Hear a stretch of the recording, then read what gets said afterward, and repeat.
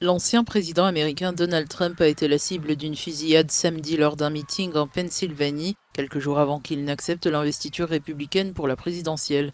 Le candidat républicain, qui venait de commencer son discours par une de ses habituelles tirades sur les migrants, a aussitôt été plaqué au sol par les agents du Secret Service.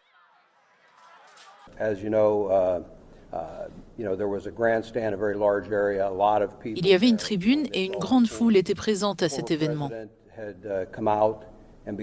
Ce soir-là, l'ancien président est arrivé et a commencé à parler peu après 18 heures.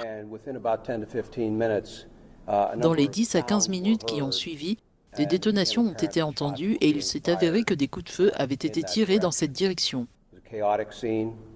Les forces de l'ordre ont fait preuve d'héroïsme en identifiant et neutralisant rapidement la menace, tout en venant en aide aux différentes victimes.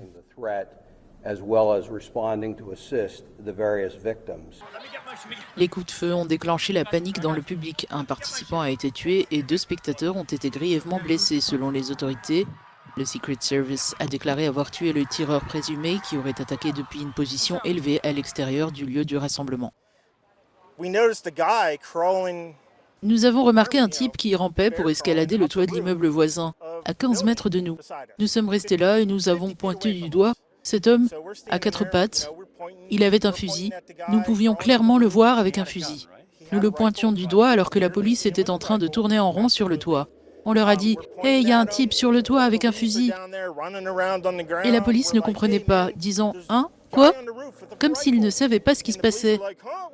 On leur criait « Il est là, juste ici sur le toit, on peut le voir d'ici !»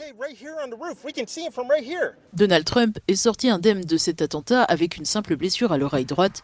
Il s'agit de la plus grave tentative d'assassinat d'un candidat à la présidence depuis les années 80. Il a attiré une nouvelle fois l'attention sur les préoccupations liées à la violence politique aux États-Unis. Le dispositif de sécurité pourrait être renforcé lors de la Convention nationale républicaine qui doit débuter lundi à Milwaukee et où 50 000 participants sont attendus.